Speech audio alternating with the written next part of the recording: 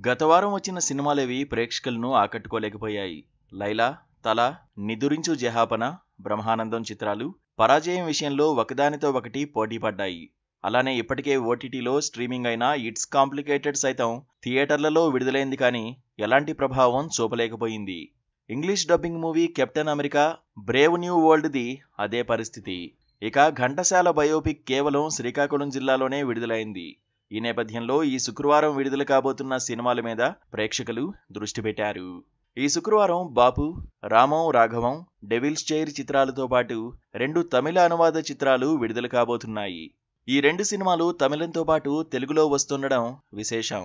అందులో ఒకటి ధనుష్ డైరెక్ట్ చేసిన 'జాబిలమ్మ నీకు అంత కోపమా' కాగా రెండోది ప్రదీప్ రంగనాథన్ దర్శకత్వం వహించిన 'return of the dragon'.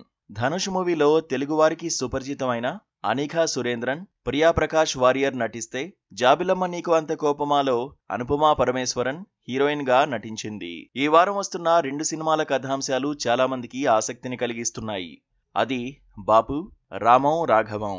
Brahmaji కీలక పాత్ర పోషించిన బాపు టైటిల్ కు తగ్గట్టే తెలంగాణ నేపథ్యంలో తెరకెక్కిన ఫాదర్ సన్ సెంటిమెంట్ చిత్రం. ఇందులో బ్రహ్మాజీ తండ్రిగా బలగం సుధాకర్ రెడ్డి నటించారు. కాటికి కాళ్లు చాపిన తండ్రి ద్వారా లబ్ధి పొంది అప్పుల బారి నుండి బయటపడాలని ఓ కొడుకు చేసే ప్రయత్నం బాపు చిత్రం. ఇక కమెడియన్ ధన్ రాజ్ తొలిసారి దర్శకత్వం వహించి తీసిన సినిమా రామం రాఘవం.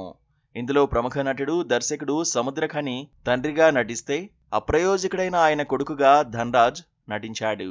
ఇది కూడా ఫాదర్ సన్ రిలేషన్ మీద సాగే చిత్రమే. ఒకే రోజున విడుదల కానున్న ఈ ఫాదర్ సన్ సెంటిమెంట్ చిత్రాల్లో ప్రేక్షకులు దేనివైపు మొగ్గు చూపుతారో చూడాలి.